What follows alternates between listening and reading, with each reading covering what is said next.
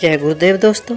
जगत गुरु रविदास जी महाराज अपनी वाणी के द्वारा इस जीव को समझाते फरमाते हैं, चलत चलत मोरो निज मन थकियो, अब मुँह से चलियो न जाई, साईं सहज मिलो सोई, सन्मुख कह रविदास बड़ाई।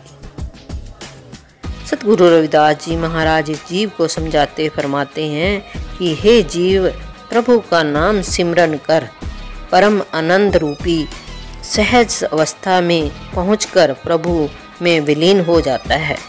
कर्म कांडों द्वारा जीव को प्रभु की प्राप्ति नहीं होती। अगर आपको सच्चे प्रभु की प्राप्ति करनी है तो उस परमात्मा के नाम का सिमरन करना पड़ेगा। झूठी और कर्म कांड में फंसकर जीव अपना भव सागर से कभी भी पार नहीं हो सकता। अगले दोहे में जगत गुरु रविदास जी महाराज फरमाते हैं कि ईड़ा पिंगला सुखमन नाड़ी, जामै चितना धरे, सहज सार माही, भंवर गुफा है भंवर गूंज करे।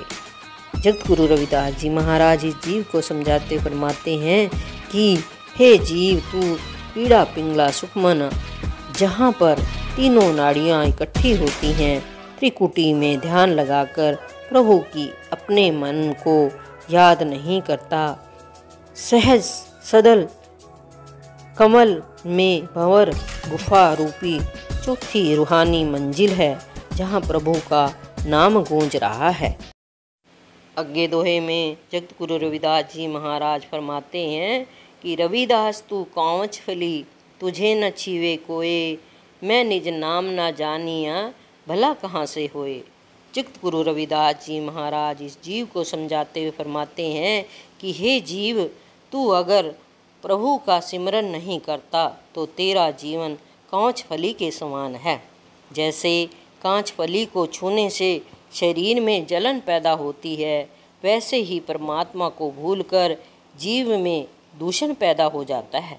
और कांच फली की भांति ही जीव को कोई छूना भी पसंद नहीं चाहेगा।